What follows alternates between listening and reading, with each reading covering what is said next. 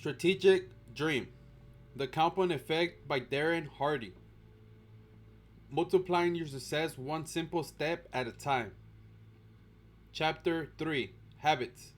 A wise teacher was taking a stroll through the forest with a young pupil and stopped before a tiny tree. Pull up that sapling. The teacher instructed his pupil, pointing to a sprout just coming up from the earth. The youngster pulled it up easily with his fingers. Now pull up that one, said the teacher, indicating a more established sapling that had grown to about knee high to the boy. With little effort, the lad yanked and the tree came up, roots and all. And now this one, said the teacher, nodding towards a more well developed evergreen that was as tall as the young pupil. With great effort, throwing all his weight and strength into the task, using sticks and stones, he found to pry up the stubborn roots. The boy finally got the tree loose. Now, the wise one said, I'd like you to pull this one up. The young boy followed the teacher's gaze, which fell upon a mighty oak, so tall the boy could scarcely see the top. Knowing the great struggle he just had been pulling the much smaller tree, he simply told his teacher, I am sorry, but I can't. My son, you have just demonstrated the power that habits will have over your life. The teacher exclaimed, the older they are, the bigger they get, the deeper the roots grow, and the harder they are to uproot. Some get so big, with roots so deep, you might hesitate to even try. Creatures of habit. Aristotle wrote, we are what we repeatedly do. Merriam-Webster defines habits this way: an acquired mode of behavior that had been nearly or completely involuntarily. There's a story about a man riding a horse. Galloping quickly, it appears that he's going somewhere very important. A man standing along the roadside shouts, where are you going? The rider replies, I don't know, asks the horse. This is the story of most people's lives. They're riding the horse of their habits with no idea where they're headed. It's time to take control of the reins and move your life in the direction of where you really want to go. If you've been living on autopilot and allowing your habits to run you, I want you to understand why. And I want you to let yourself off the hook. After all, you're in a good company. Psychological studies reveal that 95% of everything we feel, think, do, and achieve is a result of a learned habit. We're born with instincts, of course, but no habits at all. We develop them over time. Beginning in childhood, we learn a series of conditioned responses that led us to react automatically, as in without thinking, to most situations. In your day-to-day life, living automatically has its defined positives. If you had to consciously think about every step of each ordinary task, making breakfast, driving the kids to school, getting to work, or so on, your life will grind to a halt. You probably brush your teeth twice a day on autopilot. There's no big philosophical debate. Just do it. You strap on your seatbelt the minute your butt hits the seat. No second thoughts. Our habits and routines allow us to use minimal conscious energy for everyday tasks. They help keep us sane and enable us to handle most situations reasonably well.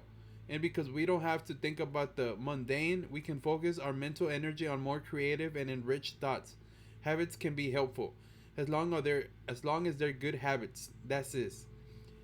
If you eat healthfully,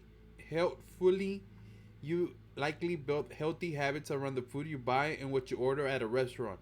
If you're fit, it's probably because you work out regularly.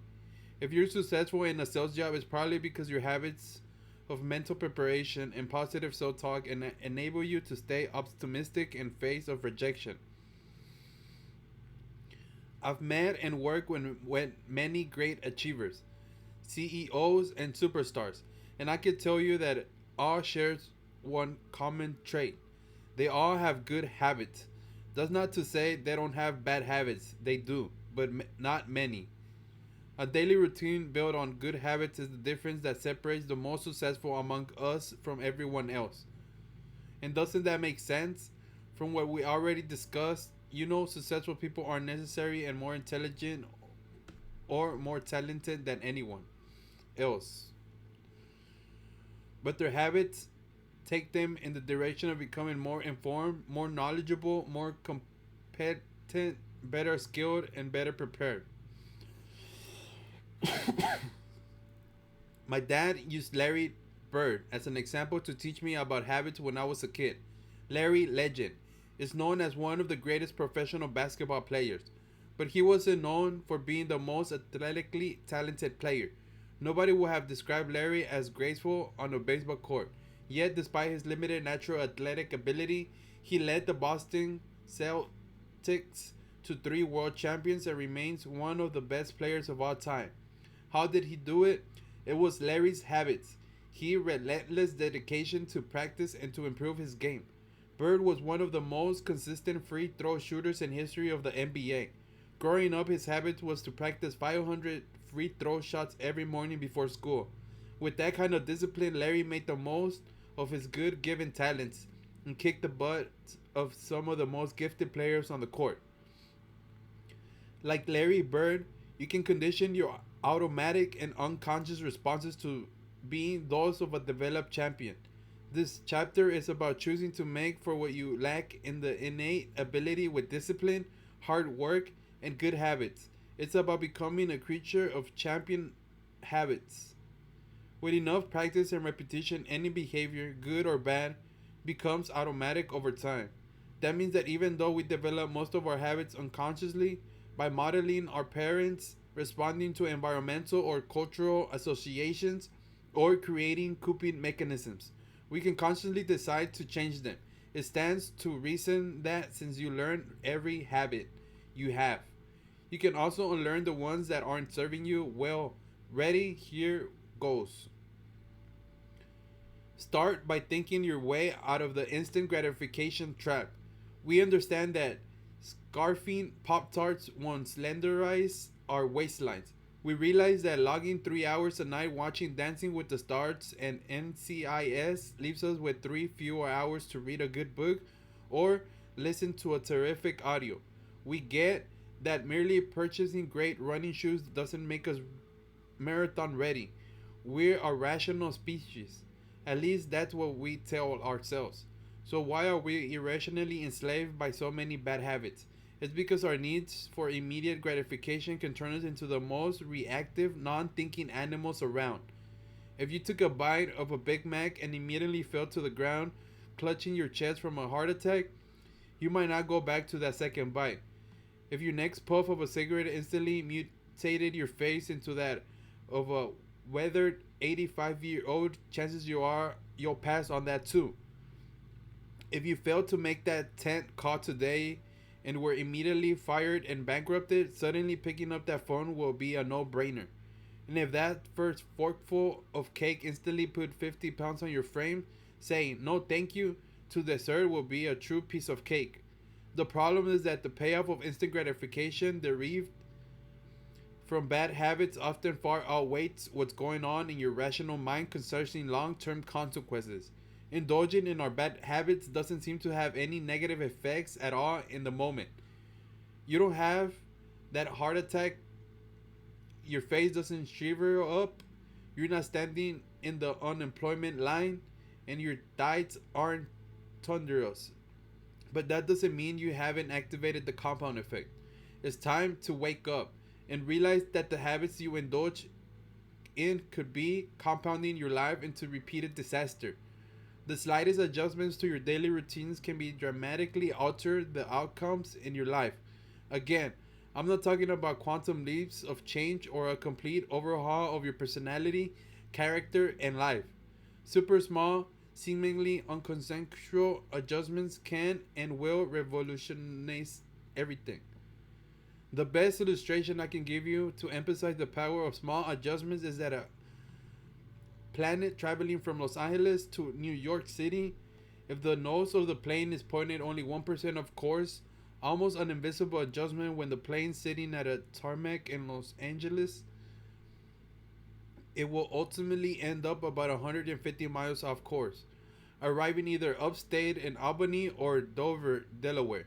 Such, in that case, for your habits, a single poor habit, which doesn't look like much in the moment, can ultimately lead your miles off course from the direction of your goals and the life you desire.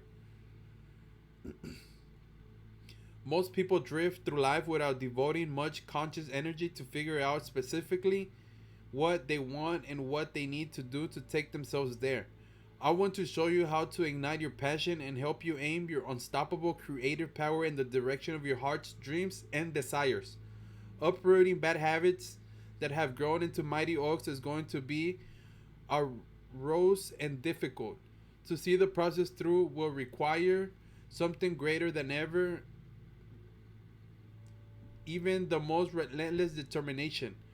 Willpower alone won't cut it.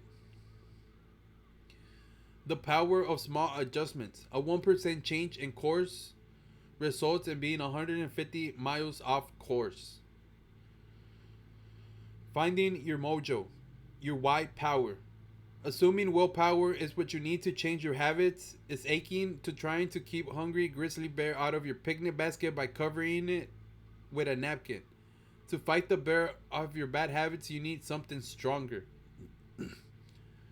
When you're having trouble doing the hard work for achievement, your goals, it's common to believe you simply lack willpower.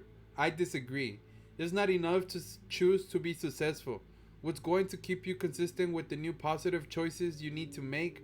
What's going to stop you from falling back into your mindless bad habits? What's going to be different this time versus the times you tried and failed before? As soon as you get the slightest bit uncomfortable, you're going to be tempted to slide back into your old comfortable routine. You tried willpower before and it failed you. You set resolutions and you let them go. You thought you were going to lose all that weight last time. You thought you'll make all that sales calls last year. Let's stop the insanity and do something different so you can get different, better results. Forget about willpower. It's time for why power. Your choices are only meaningful and you connect them to your desires and dreams. The wisest and most motivating choices are the ones aligning with that which you identify as your purpose, your core self, and your highest values. You got to want something and know why you want it, and you'll end up giving it up easily. So, what is your why? You got to have a reason if you want to make significant improvements to your life. And to make your want to make necessary changes, your why must be something that is fantastically motivating to you. You got to want to get up and go, go, go, go, go for years. So what is that moves you the most? Identifying your why is critical. What motivates you is the ignition to your passion, the source for your enthusiasm, and the fuel of your persistence. This is so important that I made it the focus of this first book, Design Your Best Year Ever, a proven formula for achieving big goals. You must know your why. Why everything's possible. The power of your why is what gets you to stick through the grueling, mundane, and laborious. All of the hows will be meaningless until your whys are powerful enough. Until you set your desire and motivation in place, you'll abandon any new path you seek to better your life.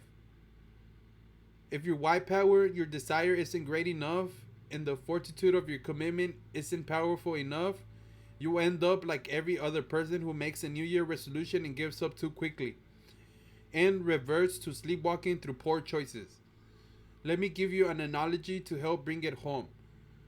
If I were to put 10 inches wide, 30-foot long plank on the ground and say, if you walk the length of the plank, I'll give you $20. Will you do it? Of course. It's an easy $20. But what if I took the same plank and made it a rooftop bridge between two 100-story buildings? The same $20 for walking the 30-foot plank no longer look desirable or even possible, does it? You look at me and say, not on your life.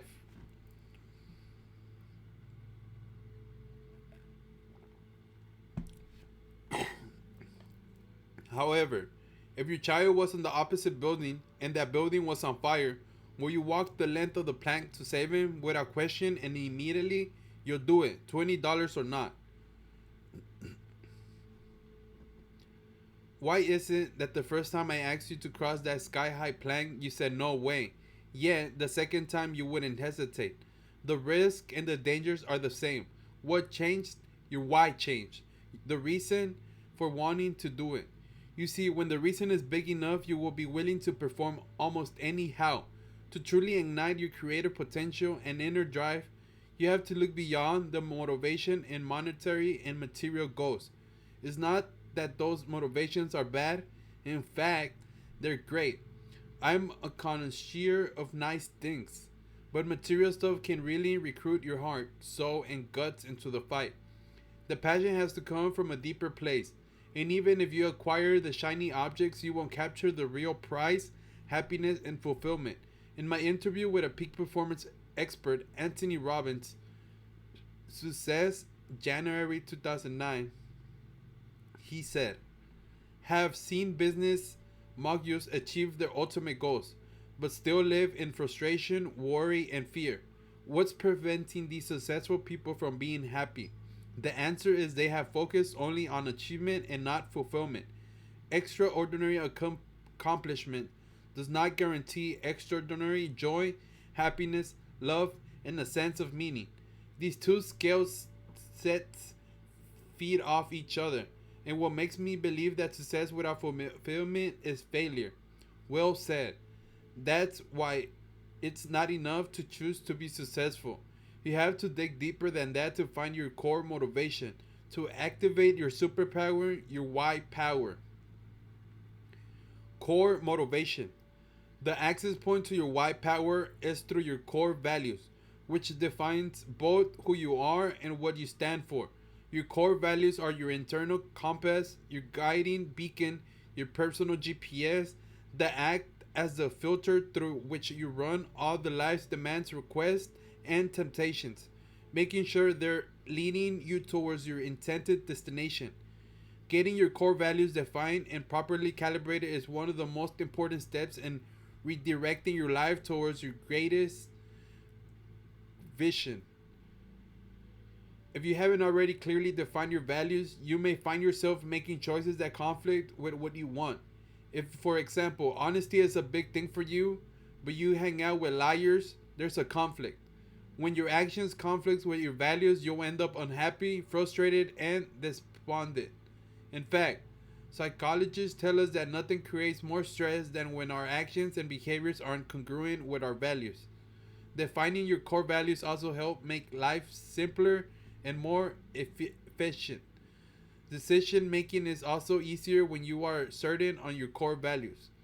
When faced with a choice, ask yourself, does this align with my core values? If it does it? If not, don't. And don't look back. All fleeting and indecisions are eliminated.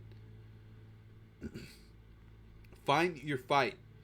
People are either motivated by something they want or something they don't want. Love is a powerfully motivating force, but so is hate. Contrary to social correctness, it can be good to hate disease, hate injustice, hate ignorance, hate compliance, and so on. Sometimes identifying an enemy lights your fire. Some of the greatest motivation, determination, and dodge persistence came when I had the enemy to fight. In history, the most transformational stories and political revolutions came about as a result of fighting an enemy. David had Goliath, America had the British, Luke had Darth Vader, Rocky had Apollo Creed, 20 something have the man, Rush Limbaugh has the liberals, Lance Armstrong has cancer, Apple has Microsoft, Microsoft has Apple. We could go on and on, but you get the point. Enemies gives us a reason to stand tall with courage. Having to fight challenges your skill, your character, and your resolve. It forces you to assess and exercise your talents and abilities. Without a motivating fight, we can become fat and lazy. We lose our strength and purpose. Some of my mentorship clients worry that their white power derives from less than noble goals. They feel guilty for wanting to prove the naysayers wrong or wanting to get back at the person who said they'll almost amount to anything, or beat the competition, or finally one up a sibling who's always dominated them. But really, it doesn't matter what the motivation is, as long as it's legal and moral. You don't have to be motivated for great humanitarian reasons. What matters is that you feel fully motivated. Sometimes that motivation can help you use a powerfully negative emotion or exercise to create an even more powerful and successful end. This is certainly true of one of history's most celebrated football coaches, Pete Carroll. When we featured Carroll in Success magazine in September of 2008, he explained his early motivation like this. When I grew up, I was a little dink. I couldn't do much because I was just too small. It took me a couple of years to get in a place where I could be competitive. All that time, I was living with the fact that I was much better and I needed to fight to prove it.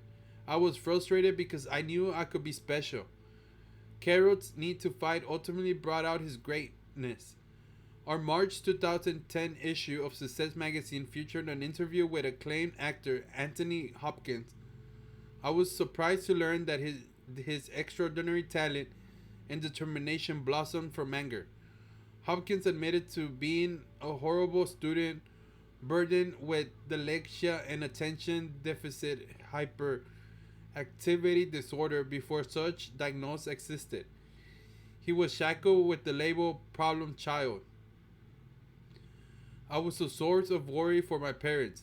Hopkins revealed I had no apparent future because schooling and education were important, but I didn't seem to have the ability to grasp what was being taught to me. My cousins were all brilliant. I felt resentful and rejected by a whole society and was very depressed. Hopkins harnessed his anger. At first, it propelled him to fight to achieve success outside of academics or athletics. He discovered he had a glimmer of talent in acting. So he used his anger towards the belittling labels he'd been given to fuel his commitment to the craft of acting. Today, Hopkins is considered one of the greatest actors alive. As a result of the fame and fortune he acquired, Hopkins has been able to help countless people in the fight to recover from substance abuse, in addition to supporting important environmental work. Though initially it wasn't grounded in a noble cause, his fight was clearly worthwhile. We can all make powerful choices. We can all take back control by not blaming chance, fate, or anyone else for our outcomes. It's within the ability to cause everything to change, rather than letting past hurtful experiences sap our energy and sabotage our success. We can use them to fuel positive, constructive changes.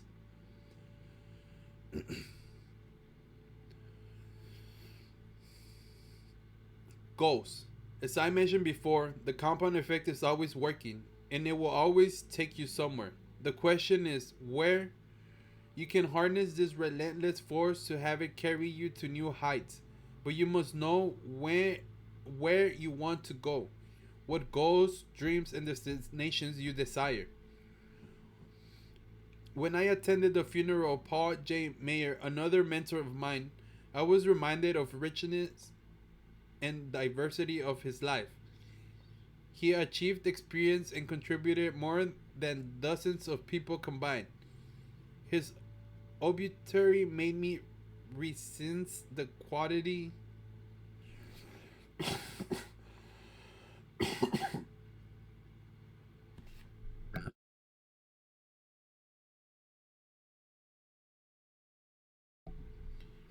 and size of the goals I set myself.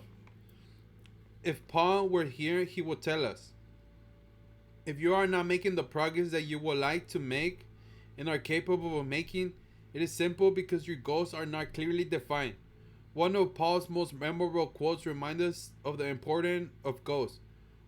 Whatever you vividly imagine, ardently desire, sincerely believe, and enthusiastically act upon must inevitably come to pass. The one skill most responsible for the abundance in my life is learning how to effectually set and achieve goals. Something almost magical happens when you organize and focus your creative power on a well defined target. I've seen this time and again. The highest achievers in the world have all succeeded because they've mapped out all their visions. The person who has a clear, compelling, and white hot burning why will always defeat even the best out of the best of doing the how. How goal setting actually works. The mystery secret reveal. You only see, experience, and get what you look for. If you don't know what to look for, you certainly won't get it. By our very nature, we are goal seeking creatures. Our brain is always trying to align our outer world with what we're seeing in the experience, expecting in our inner world. So when you instruct your brain to look for the things you want, you will begin to see. In fact, the object of your desire has probably always existed around you. Your mind and eyes weren't open to seeing it. In reality, this is how the law of attraction really works. It is not the mysterious, esoteric voodoo it's something sounds like. It's far simpler and more practical than that. We are bombarded by billions of sensory, visuals, audio, physical bytes of information each day. To keep ourselves from going insane, we ignore 99.9% of them, only really seeing, hearing, and experiencing these upon which our mind focuses.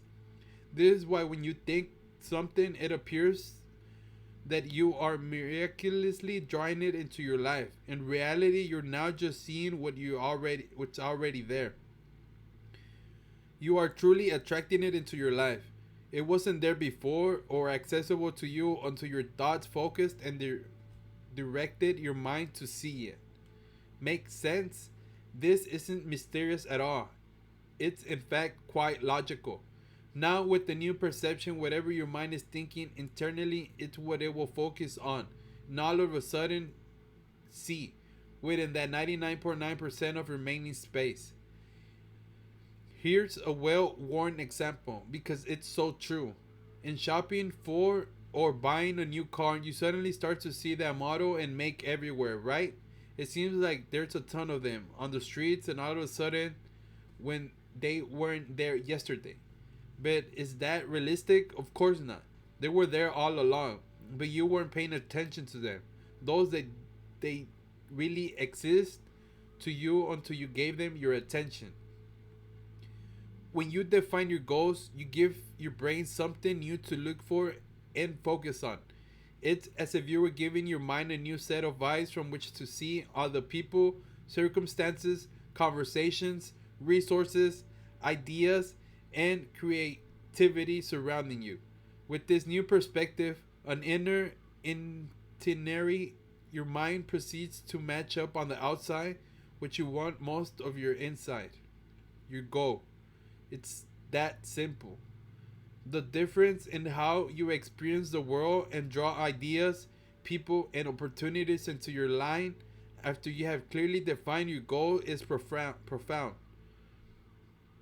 In one of my interviews with Brian Tracy, he puts it this way: top people have very clear goals. They know who they are and they know what they want. They write it down and they make plans for its accomplishment. Unsuccessful people carry their goals around in their head like marbles rattling around in a can. And we say a goal that is not in writing is merely a fantasy. And every day and everybody has fantasies, but those fantasies are like bullets with no powder in the cartridge. People go through life shooting blanks without written goals, and that's the starting point. I suggest that you take some time today to make a list of your most important goals. I recommend considering goals in all aspects of your life, not just for your business or finances. Be wary of the high price of putting too much focus on any single aspect of your life, to the exclusion of everything else. Go for whole life success, balance in all the aspects of life that are important to you: business, finances, health, and well being, spiritually, family, relationships, and lifestyles. Who you have to become. When most people set out to achieve new goals, they ask, okay, I have my goal. Now, what do I need to do to get it? It's not that, it's not a bad question, but it's not the first question that needs to be addressed either. The question we should be asking ourselves is, who do I need to become? You probably know some people who seem to do all the right things but still don't produce the results they want, right? Why not? One thing Jim Rohn taught me is if you want to have more, you have to become more. Success is not something you pursue. What you pursue will outdo you. It can be like trying to chase butterflies. Success is something you attract by the person you become. When I understood that philosophy, wow, it revolutionized my life and personal growth. When I was single and ready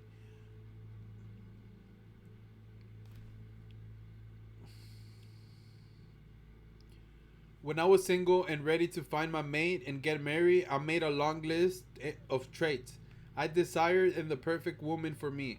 I filled more than 40 pages of a journal, front and back, describing her in great details.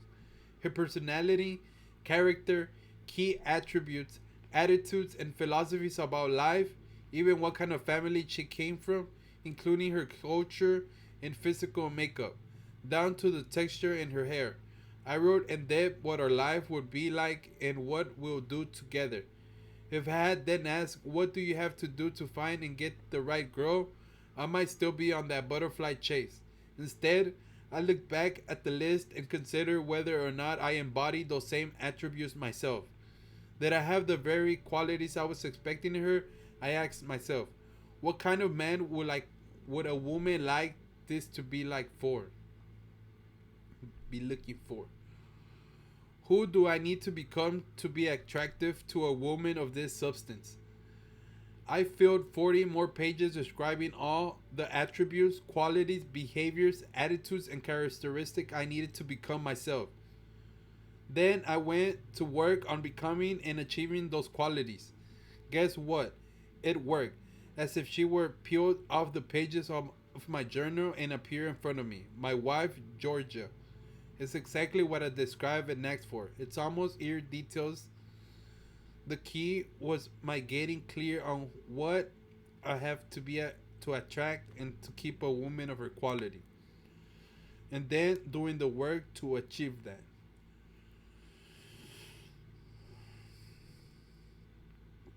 Behave yourself. Alright, let's map out your process for achieving your goals. You decided upon, this is the doing process, or in some cases, the stop doing process. What stands between you and your goal is your behavior. Do you need to stop doing anything so the compound effect isn't taking you into the downward spiral? Similarly, what do you need to start doing to change your trajectory so that it's headed in the most beneficial direction? In other words, what habits and behaviors do you need to subtract from and add to your life? Your life comes down to this formula: you, choices, decisions, plus behavior, action, plus habit, repeated action, plus compounded time equals to goals. That's why it's imperative to figure out which behaviors are blocking the path that leads you to your goals and which behaviors will help you accomplish your goals. You may think you got a handle on all your bad habits, but I'll bet good money you're wrong. Again, that's why tracking is so effective. I mean, honestly, do you know how many hours of TV you really watch every day? How many hours you spend tuned to the news channel or keeping up with the goals and accomplishments of others on the sports or lifestyle networks? Do you know how many cans of soda you drink or how many hours you spend doing non-essential work on the computer, Facebook, reading online, gossip, etc.? As I emphasized in the previous chapter, your first job is to become aware of how you're behaving. Where you have where have you fallen asleep on the job and developed an unconscious bad habit that's leading you astray?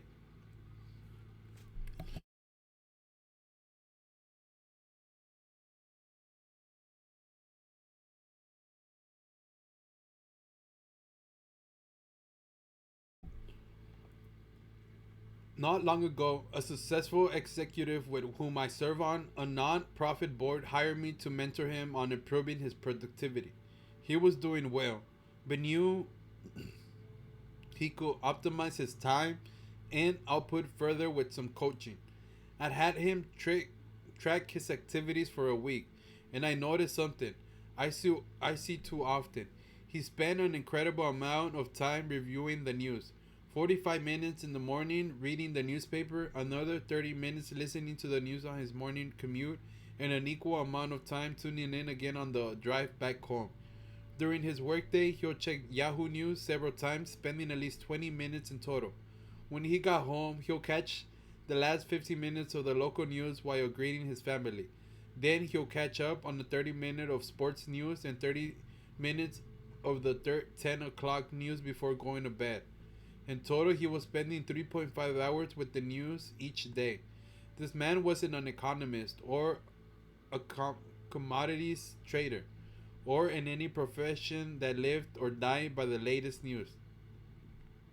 The time he spent with the paper and news programs on radio and TV greatly exceeded what he needed to be a knowledgeable voter and contributing member of society, or even to enhance his own personal interests. In fact, he was getting very little valuable information through his programming choices, or rather his lack of choices. So why did he spend nearly 4 hours a day consuming it? It was a habit. I suggested he kept his TV and radio off, cancel his newspaper subscription, and set up a RSS feeder so he could select and receive only the news he deemed important for his business and personal interests. Doing so immediately cleared out 95% of mind cluttering and time sucking noise. He could now review all that mattered to him in less than 20 minutes a day.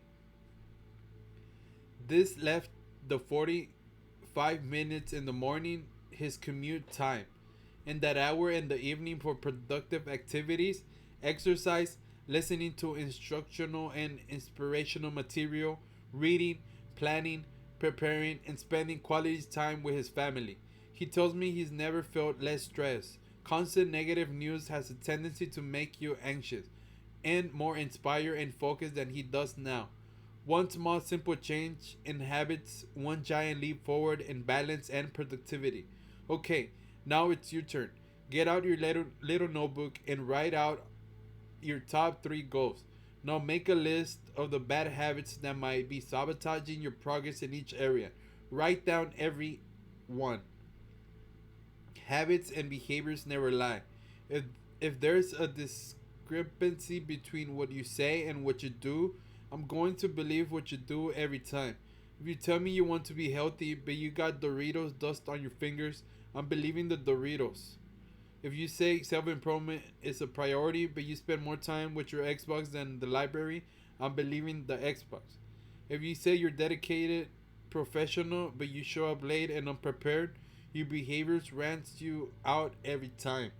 You say your family is your top priority, but if they don't appear on your busy calendar, they aren't, really.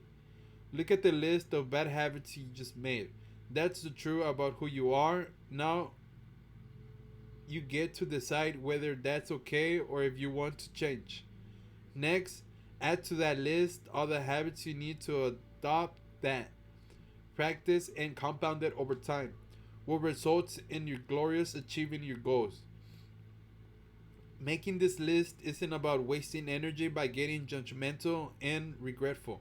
It's about taking a clear headed look at what you want to improve. I'm not going to leave you there. However, let's uproot those sabotaging bad habits and plant new positive and healthy ones in their place.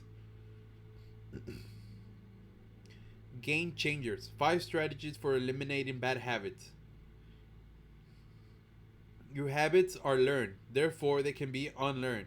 If you want to sail your life in a new direction, you have to first pick up the anchors of bad habits that have been weighing you down. The key is to make your why power so strong that it overwhelms your urges for instant gratification.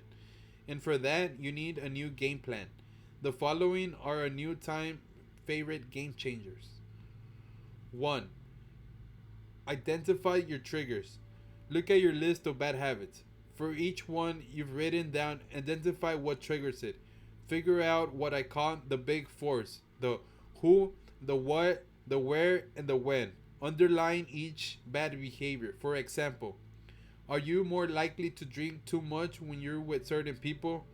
Is there a particular time a day when you just have to have something sweet? What emotions tend to provoke your worst behaviors?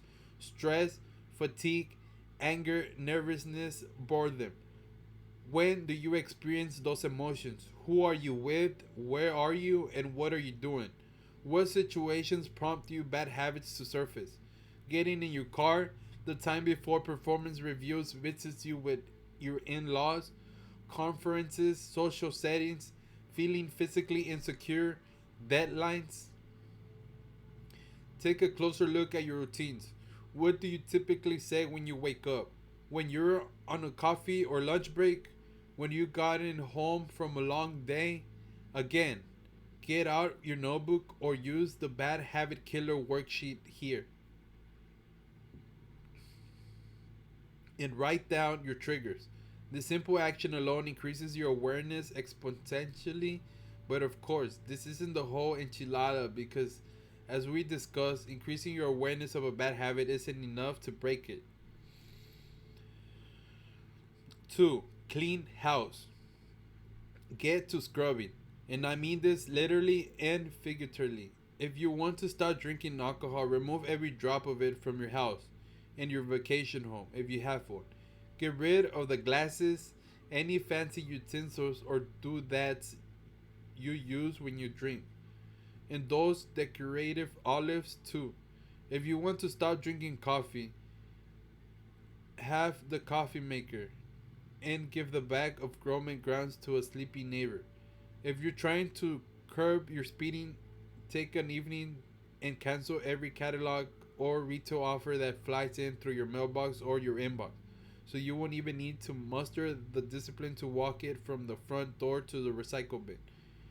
If you want to eat more healthfully, clean the cupboard of all the crap, stop buying the junk food, and stop buying into the argument that it's not fair to deny other people in your family junk food just because you don't want it in your life. Trust me, everyone in your family is better off without it. Don't bring it into your house, period. Get rid of whatever enables your bad habits. 3. Swap it. Look again at your list of bad habits. How can you alter them so that they're not as harmful? Can you replace them with healthier habits or drop kick them altogether, as in for good? Anyone who knows me knows that I love something sweet after a meal. If there's an ice cream in the house, the something sweet turns into a triple scoop banana split with all the fixings. 1,255 calories. Instead, I replaced that bad habit with 2 Hershey Kisses, 50 calories. I'm still able to satisfy the sweet tooth without having to spend that extra hour on the treadmill just to get back to even. My sister-in-law started a habit of eating crunchy and salty junk food when she watched TV. She crunched through a whole bag of tortilla chips with a little actual awareness. Then she realized that the enjoyed with a crunchy sensation in her mouth. She decided to replace her bad habit with crunching on a carrot and celery sticks, a raw broccoli spear. She got the same joyful sensation in her FDA recommended vegetable servings at that same time. A guy who used to work for me had bad habits of drinking 8 to 10 Diet Cokes a day. That's a bad habit. I suggest he replace them with low sodium carbonated water, adding fresh lemon, lime, or orange. He did this for about a month before realizing he didn't need the carbonation at all and switched to just plain water. Play with this and see what behaviors can replace, delete, or swap out.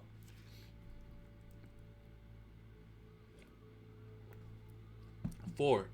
Ease in. I live near the Pacific Ocean. Whenever I get in the water, I get my ankles acclimated first, then walk up to my knees, then into my waist and chest. Before taking the plunge, some people just run and dive in and get it over with. Good for them. Not me. I like to ease my way in. Probably residual trauma from my childhood. As you'll see in the next strategy, for some of your long standing and deep rooted habits, it might be more effective to take small steps to ease into unwinding them. You may have spent decades repeating, cementing, and forfeiting those habits. So it can be wise to give yourself some time to unravel them, one step at a time. A few years ago, a few years ago, my wife's doctor required she cut out caffeine from her diet for several months. We both love our coffee, so if she was going to have to suffer, I decided it was only fair that we do it together. We first went to 50-50, 50% decaffeinated and 50% regular for a week. Then 100% decaf for another week. Then Earl Grey decaf tea for a week, followed by a decaf green tea. It took us a month to get there, but we didn't suffer even a moment of caffeine withdrawals. No headaches, no sleepiness, no brain fog, no nothing. However, if we had gone cold turkey, we'll shiver at that though. 5. Or jump in. Not everyone is wired the same way. Some researchers have found out that it can be paradoxically easier for people to make lifestyle changes if they change a great many bad habits at once. For example, pioneering cardiologist Dr. Dean Ornish found he could reverse people's advanced heart disease without medication or surgery. With dramatic lifestyle changes, he discovered they often found it easier to say goodbye to almost all their bad habits at once. He enrolled them in a training session where he substituted a very low fat diet for their fat and cholesterol rich fare. The program included exercise, getting them off the couches and walking or jogging, as well as stress reduction techniques and other heart healthy habits. Amazingly, in less than a month, these patients learned to let go of a lifestyle of bad habits and embrace new ones. And they went on to exercise dramatic health benefits after a year as a result. Personally, I find this to be the exception, not the rule, but you'll have to figure out the strategy that works best for you. When I was a kid, my family camped at a little known spot called Lake Roland. The lake, situated not far from the Sierras in Northern California. It fed from glaciers that melt from the top of the mountain of Lake Tahoe. The water's ridiculously cold. Ridiculously cold. Every day we were there, my dad insisted that I water ski in the polar pond. All day I would be quietly anxious about the dreaded call to go in. I love to water ski. I just hated getting in the water. A slight conflict of interest because, of course, there was no separating one from another. That made sure I never missed my turn, sometimes by actually physically throwing me in. After a dozen or so excruciating seconds of near hypothermia, I always found the water refreshing and rejuvenating. My anticipation of getting in the water was actually worse than the reality of just jumping in. Once my body was acclimated, water skiing was a blast. And yet, I went through the cycle of dread and relief each and every time. That experience isn't unlike that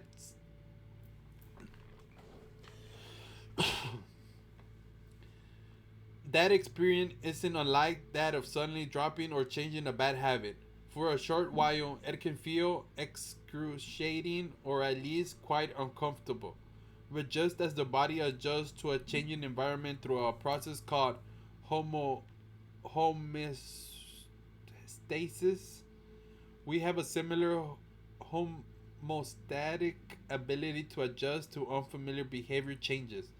And usually we can regulate ourselves psychologically and psychologically to the new circumstances quite quickly. Sometimes wanting in just won't do. Sometimes you really do have to jump in. I want you to ask yourself now, where can I start slow and hold myself accountable? Now, where do I need to take that bigger leap? Where have I been avoiding pain and discomfort? Where I know deep down that I'll adapt in no time if I just go for it. One of my former partners has a brother who was a bear guzzling, bar brawling, life of the party alcoholic. He drank at lunch, with dinner after dinner, and all weekend long. One day he was at a wedding for a former college roommate when he saw his friend's brother, who was 10 years old than both of them, but looked 10 years younger. We watched the man dance, laughed, and played during the wedding, exuding a vitality he hadn't felt for many years.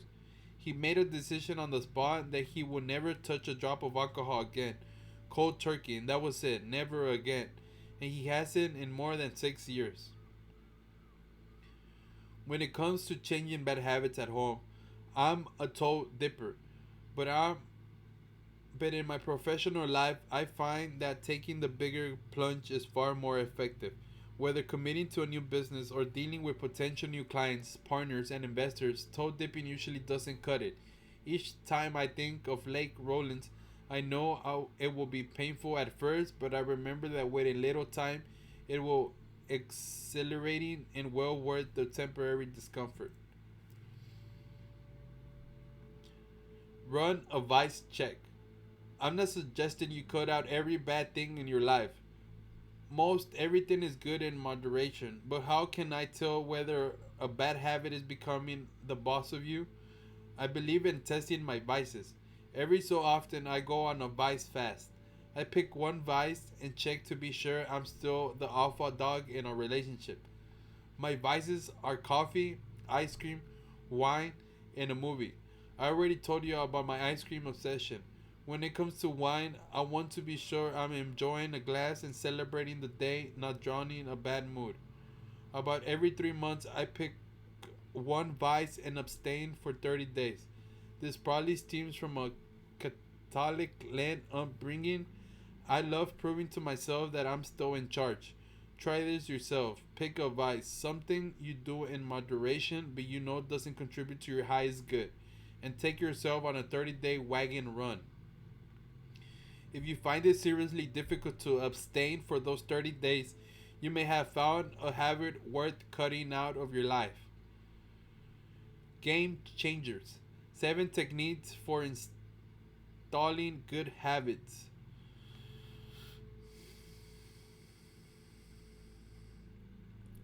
Now that what he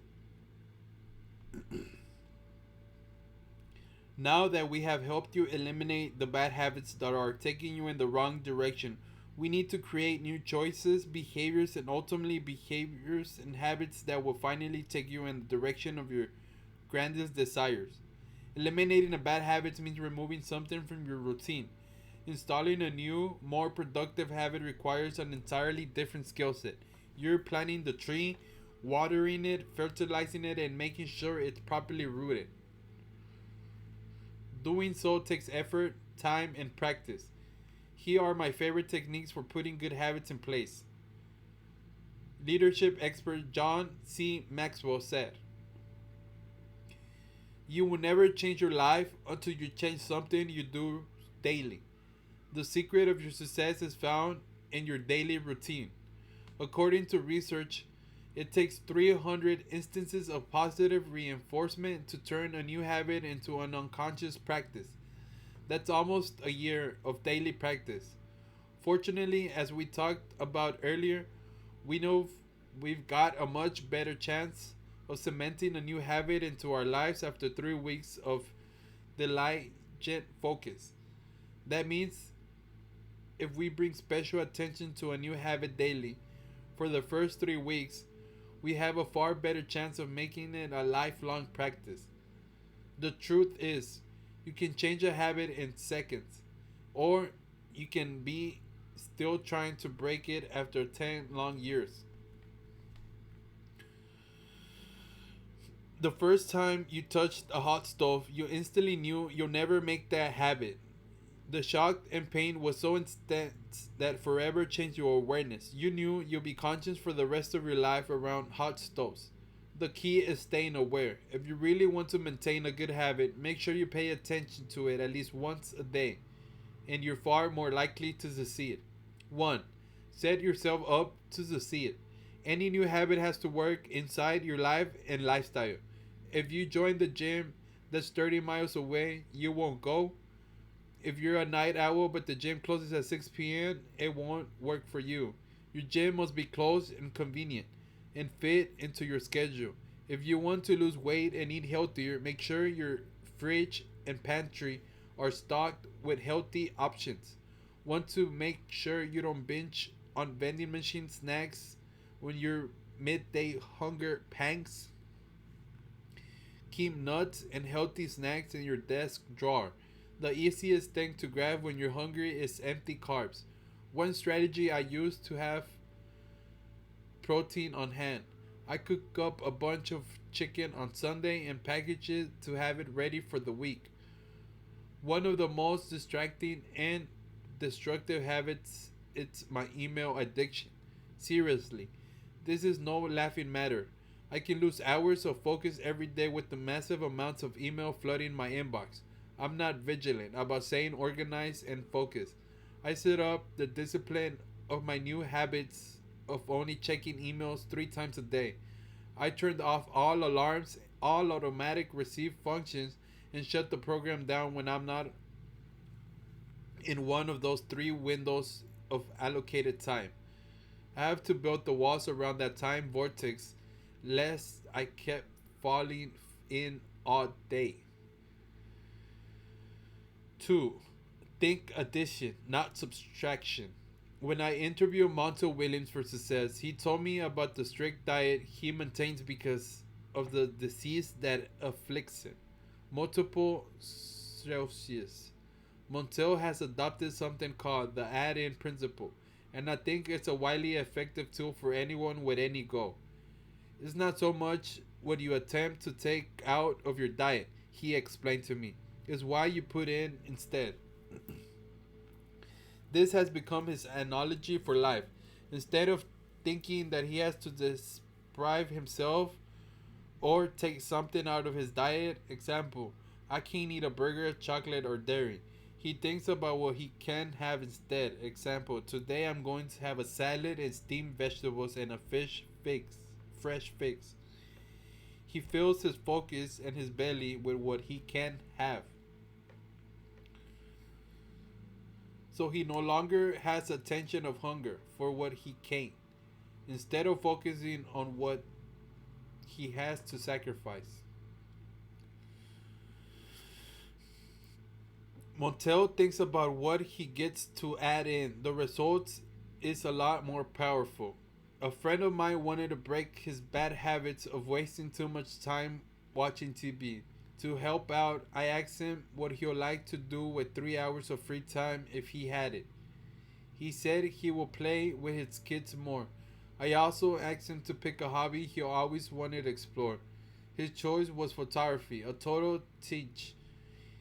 He went out and got all this high tech editing equipment, which he happily toted along more family outings so he could take great photos of his kids.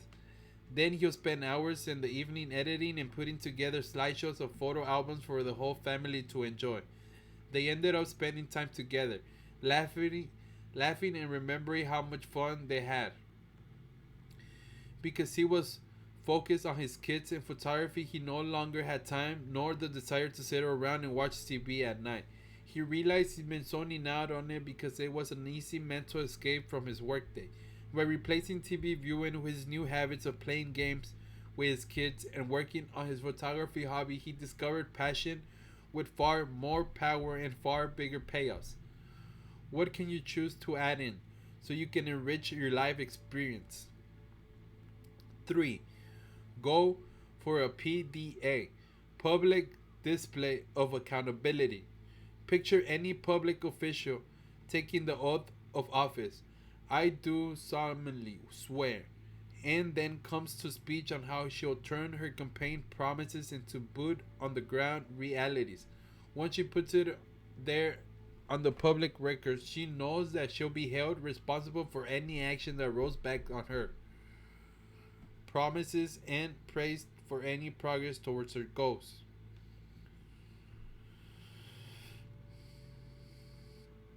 Want to cement that you haven't? Get a big brother to watch you. It's never been easier with all the social media available. I heard about one woman who decided to get control of her finances by blogging about every penny she spends every day. She got her family, friends, and plenty of colleagues following her spending habits. And as a result of her many eye of scrutiny, she became far more responsible and disciplined in her finances. I once helped a coworker quit smoking by telling everyone in the company, "Listen up, Zelda.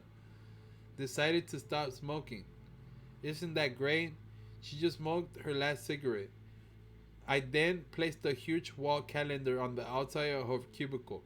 Every day she didn't smoke, Zelda got to draw a big fat X on the calendar. Coworkers took notice and started cheering her on. In the parade of a big red egg started to fill up her chart, which took on a life of its own. Soda didn't want to quit on the chart, quit on her coworkers, or quit on herself, but she did quit smoking. Tell your family, tell your friends, tell Facebook and Twitter. Get the word out that there's a new sheriff in town and you're in charge. 4. Find a success buddy. There's a few things as powerful as two people locked arms and are marching towards the same goal. To up your chances of success, get a success buddy, someone who keep you accountable as you cement your new habit while you return the favor. For example, have what I call a peak performance partner. Every Friday at 11 a.m. sharp, we have 30 minutes call during which we trade our wins, losses, fixes, ahs, and solicits the needed feedback and hold each other accountable. You might seek out success buddy for a regular walk, runs, or dates at the gym, or to meet to discuss and trade personal development books.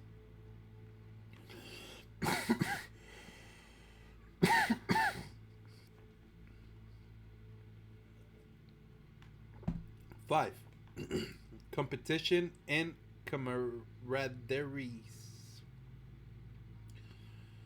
There's nothing like a friendly contest to whet your competitive spirit and immerse yourself in a new habit with a bang. Dr. Meher Ossi once told me in an interview, if people would just walk 1,000 more steps per day, they would change their lives. Video Plus, the parent company for success, held a step competition using shoe pedometers to count steps. Employees organized into teams and competed to see which team could accumulate the most steps. It was amazing to me that people who didn't previously exercise for their own health and benefit suddenly started walking 4, 5, or 6 miles a day. At lunch, they walked in their parking lot. If they knew they had a conference call, suddenly they were out doing it in their cell phones while they walked. Because of the competition, they found ways to increase their activity. Everyone's steps were tracked, and the whole office could see who was slacking off and who was stepping up. People's steps tallies increased every day. Yet, as soon as the competition was over, I was fascinated to observe that the step counts completely dropped off the cliff by more than 60% just 1 month after the competition. When the competition was reorganized again, the step counts shot right back up. All this took was a little competition to keep people engines revved, and they got a wonderful sense of community and shared experience and camaraderie in the bargain. What kind of friendly competition can you organize with your friends, colleagues, or teammates? How can you ingest fun, rivalry, and competitive spirit into your new habit? 6. Celebrate. All work, no play make Jack a dual body. It's a recipe for backsliding. There should be a time to celebrate, to enjoy some of the fruits of your victories along the way. You can go through this thing sacrificing yourself with no benefits. You got to find the little rewards to give yourself every month, every week, every day, even something small to acknowledge that you held yourself to a new behavior. Maybe time yourself to take a walk, relax in the bath, or read something just for fun. For bigger milestones, book a message, a massage, or have dinner at your favorite restaurant. And promise yourself a nice big pot of gold when you reach the end of the rainbow. Change is hard. Yippee. There is one thing that 99% of failure and successful folks have in common. They all hate doing the same things. The difference is successful people do them anyways. Change is hard. That's why people don't transform their bad habits, and why so many people end up unhappy and unhealthy. What excites me about this reality, however, is that if change were easy and everyone were doing it, it would be much more difficult for you and me to stand out and become an extraordinary success. Ordinary is easy. Extraordinary is what will separate you from the crowd. Personally, I'm always happy when something is hard. Why? Because I know that most people won't do what it takes. Therefore, it will be easier for me to step in front of the pack and take the lead. I love what Dr. Martin Luther King Jr. said eloquently. The ultimate measure of a man is not where he stands in moments of comfort and convenience, but where he stands in times of challenges. When you press on despite difficulties, tedium, and hardships, that's when you earn your improvement and gain stride on the competition. If it's hard, awkward, or tedious, so be it. Just do it and keep doing it. The magic of the compound effect will reward you handsomely. Be patient. When it comes to breaking old habits and starting new ones, remember to be patient with yourself. You spend 20, 30, or 40 years or more repeating the behaviors you're now trying to change. You got to expect it's going to take time and effort before you see lasting results.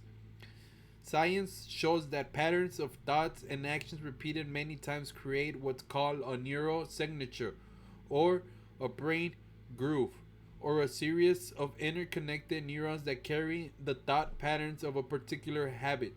Attention fits the habit.